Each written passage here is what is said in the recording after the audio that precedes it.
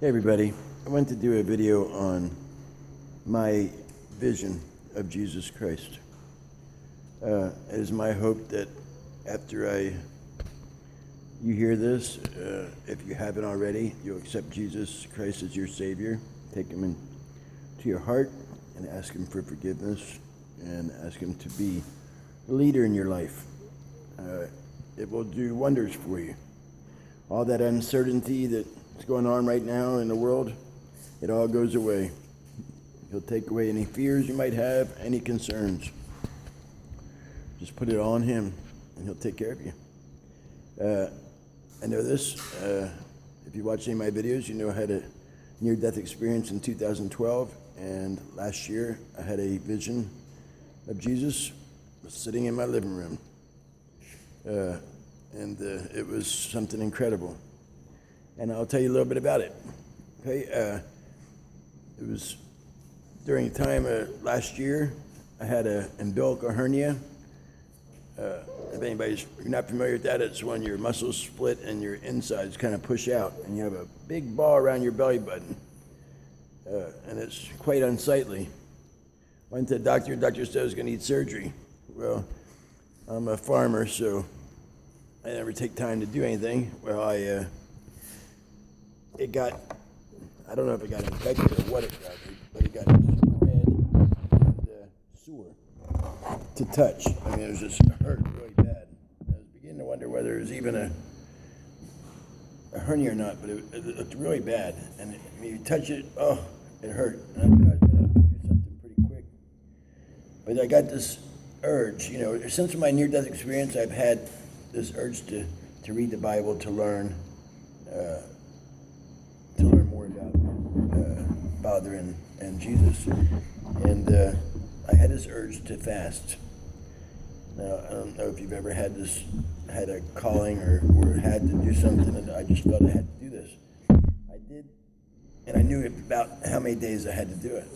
So I did the days, and I was happy with myself for doing it, but there was nothing, no change in what was going on.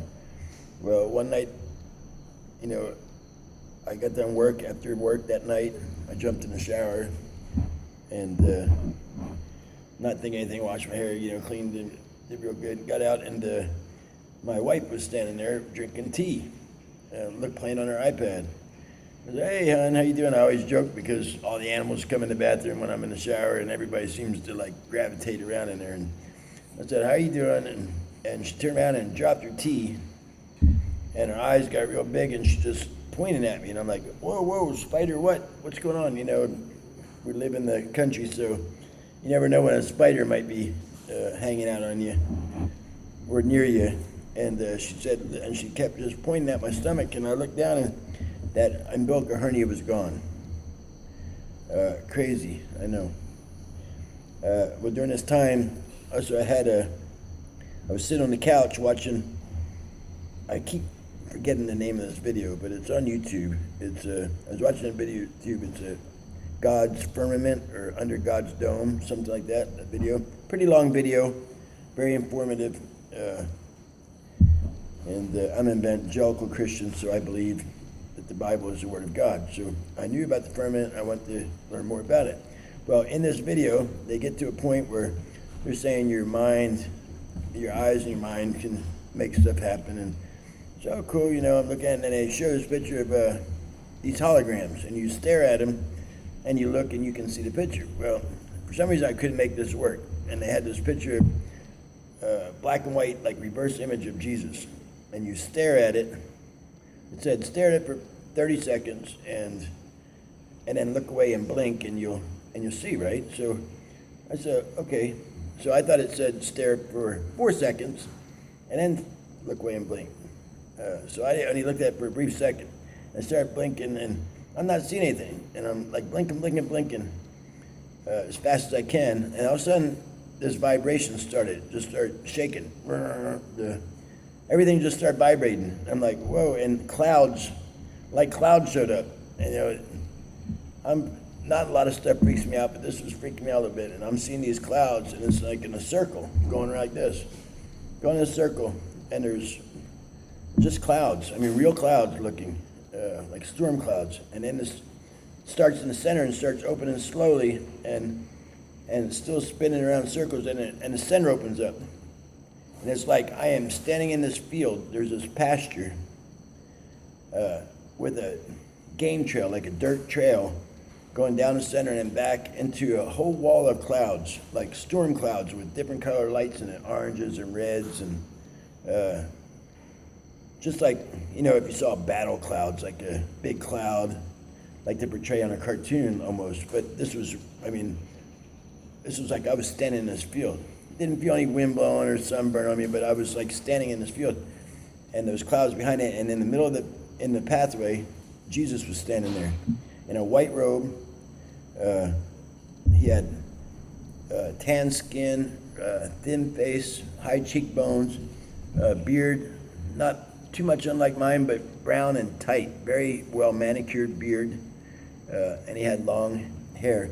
There was something that was drawing my attention to his head, because there was something, I thought it was a light coming off his head, but it was actually like a very thin piece of cloth, white cloth across his head, just kind of like laying there. And then the hair, he had long hair. I know a lot of people that have near-death experiences and stuff say that Jesus says he has short hair. That's not the case for me.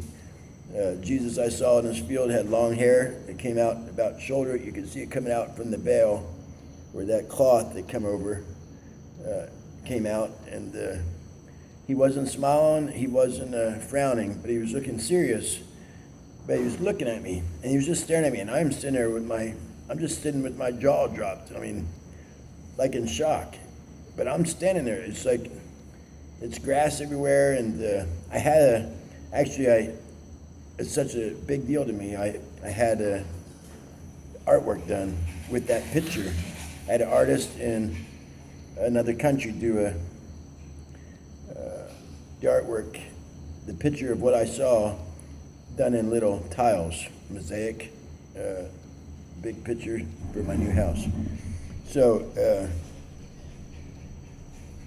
but I'll show it to you whenever. I'll put a picture on my page here when I get it back. But he was just standing there, and he's in a white robe, he had kind of bead in the center there, and I know they say that Jesus wasn't a good-looking guy, that he was just a normal-looking guy.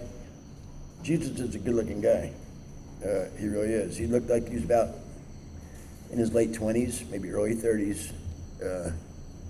He seemed very tall. I'm standing in there looking at me. I think he was a little taller than I am, and I'm 5'10", 5'11". He was a little taller than I am. And again, he didn't say anything, and it was, at first I thought, wow, he's like, on the pathway, I thought I saw like little pine trees next to him. I thought, well, those are pine trees. He's super tall, you know, but I'm not sure how that was. But I was standing there, and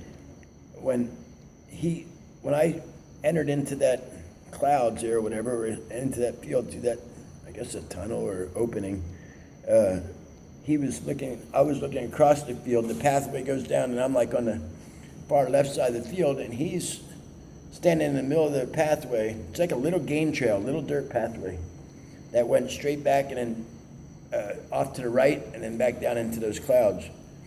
And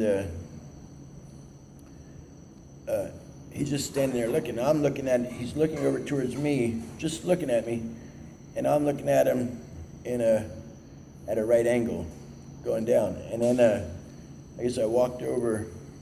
I don't remember walking over, but I get in a front profile from him, and I focused it up on his face. He has these greenish blue eyes, most beautiful eyes. I mean, I'm not a married guy. I mean, I don't find men attractive at all, but he had very intense, I thought like a greenish blue, but more almost turquoise. Beautiful eyes, and just looking at me. And it didn't last very long, just a few moments, enough for me to be able to look him up and down there. And I'll never forget his face. I'll never forget that. But I didn't understand. Okay, so as fast as that, it was over. I'm sitting there looking in my living room like, what the heck? And I got the most splitting headache, and I'm constantly trying to blink again so I can see him again. I'm looking at the picture and blinking as fast as I can. I'm calling my wife to come out, and I'm telling her what's going on, and my eye was like super bloodshot, and I had the most severe headache right there from staring, I guess, or blinking, I don't know.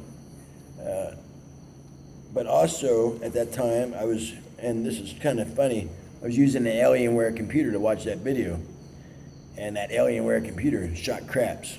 I mean, it was like a new computer, and it was dead. It killed the motherboard. What it was, I don't know. But what I'm sure Jesus probably didn't appreciate the Nephilim. This shirt's making me itchy. Nephilim laptop. Sorry, folks. That shirt's still cool here tonight, but that shirt was making me itchy for some reason. I'm sure he didn't appreciate that laptop, so I think he got rid of it. And I haven't used it since. It got wrecked. Just bought a new Asus. But I wanted to share that with you because it does have some meaning. It has a lot of meaning to me. It was probably, next to my near-death experience, the most important thing that's happened. Those two things outside my daughter being born or my being marrying my wife. But it's very something I'll never forget, and I pray every day that it happens again, so I will be smart enough to talk this time instead of sit there with my jaw dropped open. But I think, if you look at it face value, he's standing in a pathway with look like storm clouds behind him.